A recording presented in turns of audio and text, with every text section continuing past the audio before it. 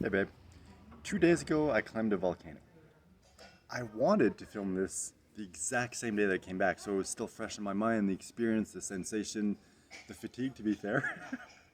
But things just got away from me. On the way back, that day I was just so exhausted, I just wanted to eat, sleep, drink, take a shower, recover. So that's what I ended up doing. Then the next day, it's just like once again things happen. I'm like, oh, I'll start doing that now. And then I met someone. And it's like, oh, let's go do this thing. And once again, one thing leads to another, and I just end up not filming the video like I planned to do. So first of all, I want to apologize for not doing that, just because I feel like it's a lack of integrity. Because I decided to do this both for myself and for you, and I don't want to break that promise. So first of all, I want to apologize. And second of all, I also want to mention, in case you're wondering why I'm wearing the exact same clothes and pretty much the same background, is because I'm filming both this video and the previous video at the exact same spot on the exact same day because I'm trying to catch up. So in the future, once these videos are going to be done, I'm going to be able to just record things as I go along. But now I'm kind of shooting out of order, so I shot two videos while I was up on the mountain. So I'm going to post those two. But this one was filmed before, even though you're going to see it. Was filmed after, even though you're going to see it before. Anyway, now that the PSA is out of the out of the way, I want to share the story of what it was like to climb that volcano. So the name of the volcano is Acatanango, which, to be fully, completely, 100% honest, I got no clue what that means. I probably should have looked that up before I started this video, but it doesn't matter. Anyway, the way it works is you register with the hostel, and then they come pick you up at 9 a.m. and bring you over there. And I asked, I'm like, is there anything that I need to bring? And she's like, no, you can bring extra water if you want, extra food, but everything's gonna be provided. So I'm like, all right, cool, awesome. So I just grabbed like a little backpack, like this backpack that I have here, so really not that big. Just put like my bottle of water filled with water and a few extra snacks that I bought, and I'm like, okay, I'll be good. And a few extra pairs of t-shirts, just to be sure, because it was supposed to be really cold up there. So I do that, then they show up at 9 a.m., pick me up with the shuttle, and then we go there. And as they distribute the stuff, I realize, oh, okay, they're not going to give me a pack. So I need to fit like a big winter jacket, gloves, a hat, 4 extra liters of water, extra snacks, because turns out, even though there was a vegetarian option, no one told me that I had to ask for the vegetarian option. So I had to go buy snacks at a local like dep nearby. So anyway, I'm there and like, crap, how do I fit all this in my bag? And there was no way I could do it. So I just ended up going to that same store where I bought the snacks. And I'm like, hey, can I get like a garbage bag? Ironically, I had to pay like 3 quetzals for it, but whatever, who cares? So I pretty much stuffed everything that I can in my little backpack, so 5 liters of water and whatever else fit in. And the rest, most of the clothes, I pretty much just threw in the garbage bag, tore it in two, twisted it so I could be able to tie it to the backpack, and then put it on. And when I was climbing the mountain, it pretty much looked like a hobo. But at the same time, that makes the story more interesting, you know? And on the plus side, I wasn't stuck lugging down a super huge bag, super heavy bag while going down. Anyway, so that was the setup. Then we drive all the way there. We wait at base camp a bit. Then we finally, everything's ready. We head up. Obviously, everyone but me had those like wooden walking sticks to help him, and I'm just like, why? I don't get it. I never understood why people use that. It seems like more work than it's worth it. And you look at all the guides, like all the locals who are there helping us and guiding us, and everything's like, none of them have it. I'm like, why would I do that? Anyway, I'm the only one not with those ticks. So we just start coming up, and it's like pretty steep, that first part. And it's just made with like, we're pretty much walking like, I don't know, some sort of crevasse, maybe like erosion with time or water or whatever. So it's pretty much about 8 feet deep and just covered in sand, like small rocks, just like slippery. You're kind of slipping all the time. So we start there, and I'm like, I have at that point, I haven't really worked out, at least not cardio, for maybe 6 months. So my cardio is really, really, really bad at that point. So I'm like, I'm probably gonna be dead last. Ironically, after like a few stops, I'm first, and I'm pretty much first for the rest of the climb. But anyway, that's beside the point. So we start that first section. So about, I'd say the first quarter to third of the mountain is that, just going up like that, and then sometimes there's stairs, but because of the angle, sometimes you slip, you almost fall and break your teeth. Everything was fine. Like my balance is really good, so that wasn't an issue. But you know, a few people fell. So anyway, we start climbing and take breaks every 20 to 30 minutes, and I'm always in front, so I get way longer breaks than other people. And the biggest thing that I was surprised by is just the amount of water that you drink. Because by then, like, at the bottom, it was still really, really hot. I don't know how hot it was that day, maybe 26, 27 degrees. I was like in shorts and a t-shirt, that backpack on my back, just like climbing up. And yeah, so there's like fields around where they're growing corn and other like vegetables that I don't really know.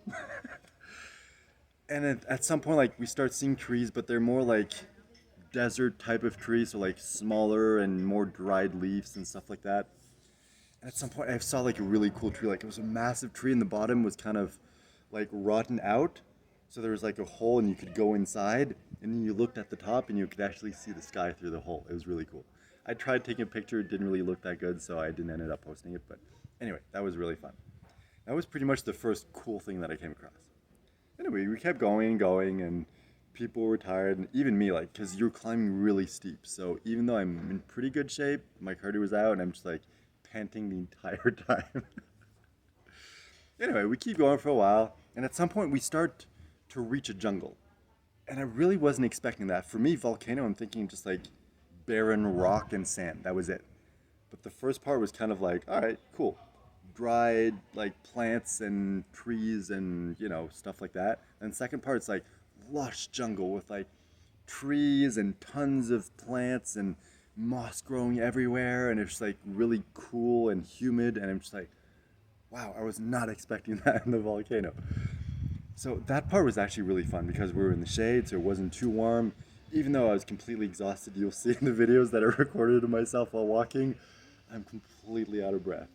Because the thing is, you're not just climbing steep, but you're going up in elevation, so it becomes harder and harder to breathe. Anyway, so that jungle was just so amazing. It was pretty much my first, well, not my favorite part, because obviously being at the top and seeing the volcano erupt was fun, but it was such a cool experience. I've always loved the forest and the jungle and the nature, and just being there, I'm like, I can't believe that, what was it then, 4 days ago? I was back home in the cold wondering, like, okay, what happens if I fail my COVID test? And then I'm stuck here and I have an apartment, I have to quarantine and everything. And I'm like, 4 days later, here I am climbing a volcano. And it just like blew my mind.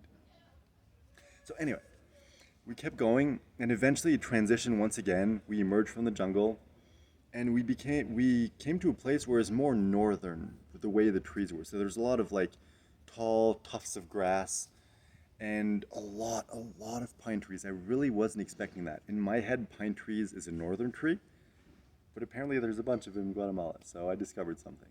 But it's just like the landscapes from up there was so cool.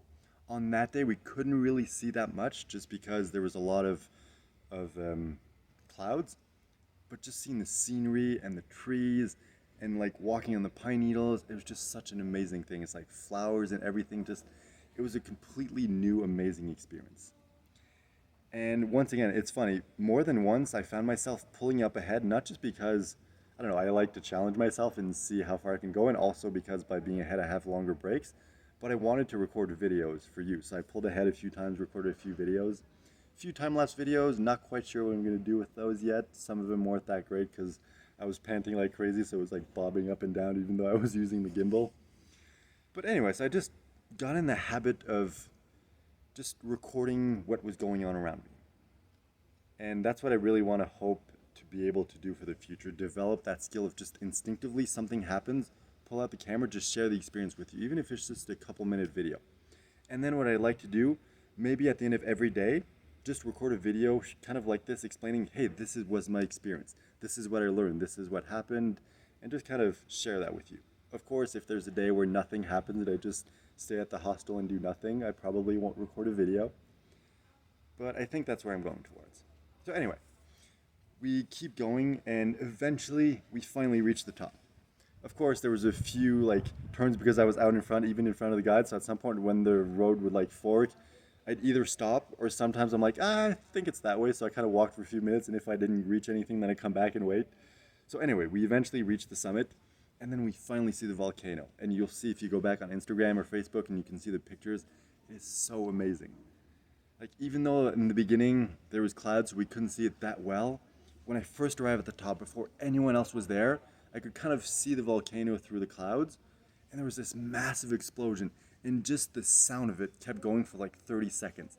And that was by far the biggest explosion that I heard in the entire time I was there.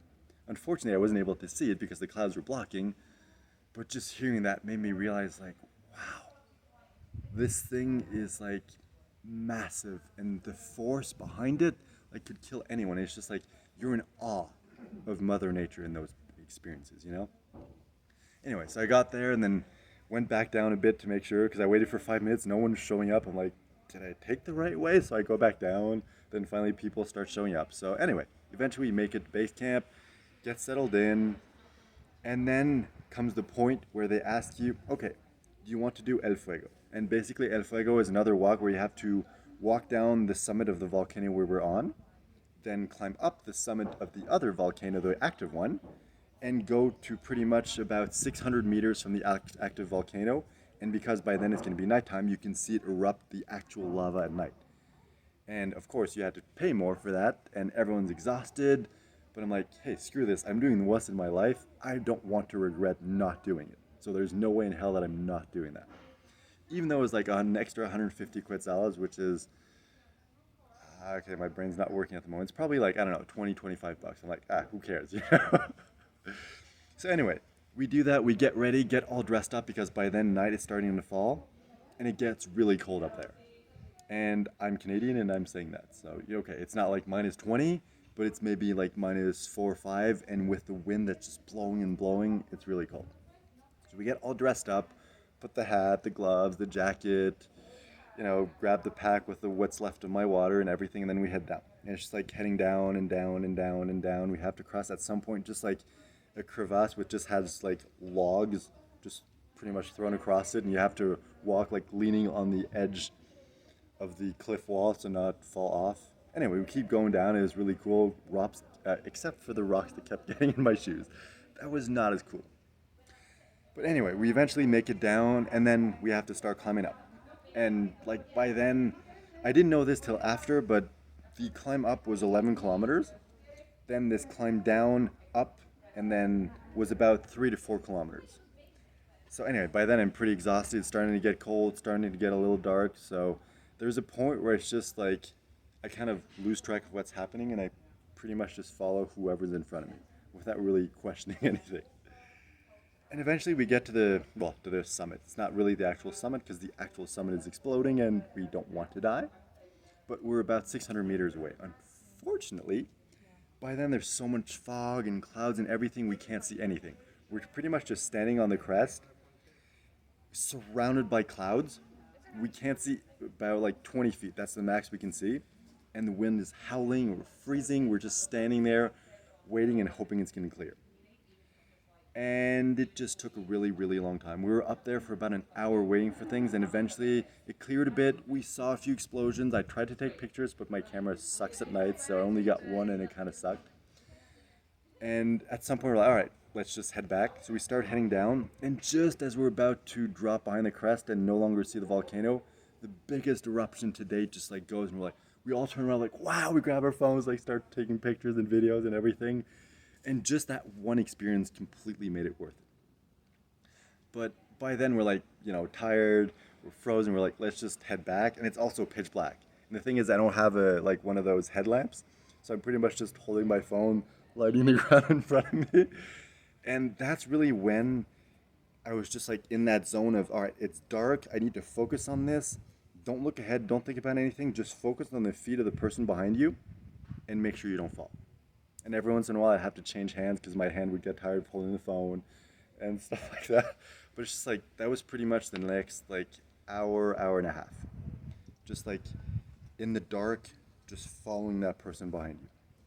And of course, climbing up the other side, like we were 3 guys and 1 girl, and not to be sexist or anything, but it's like she was smaller, less strong, so obviously she needed to take more breaks, and she was slower, so it's like that last climb just took forever. And every time the volcano would erupt, we'd just like stop, turn on the light, turn off the lights, and just kind of like go and look at it.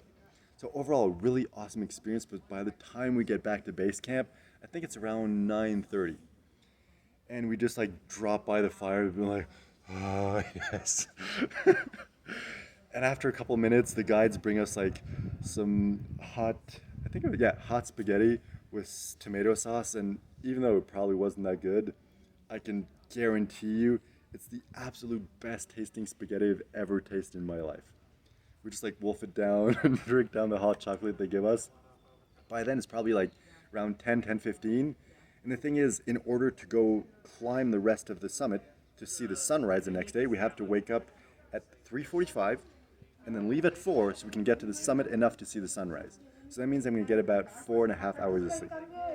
So by then, I'm done eating. I just head off to bed, which is basically a big tent we're all just sharing on, small rolled up mattresses and just sleeping bags. But by then, like, I'm so exhausted, I don't care. I just like get in my sleeping bag, like boom, pass out. And then like what feels like 2 seconds later, my alarm goes off. I look, it's like, oh man, it's 3:45 in the morning. It's like still dark. I'm freezing. I don't feel like it, but I'm like, yeah, I'm gonna regret not doing this. So get out of the sleeping bag, get dressed, put the jacket back on, everything, go outside. And I'm just like, oh, it's still dark. I see the stars. It's freezing. I don't want to do this. But I mean, everyone's feeling that way, you know? Luckily, I wasn't that exhausted from the previous day. I was expecting my muscles to be killing me, but I was just kind of a little fatigued. So anyway, once everyone's ready, we start heading up, and once again, flashlight in the dark, just heading up the really steep, like sandy, rocky path, staring at the feet of the person before me. And we just keep doing that for a while, and as we go more and more, the vegetation kind of dissipates.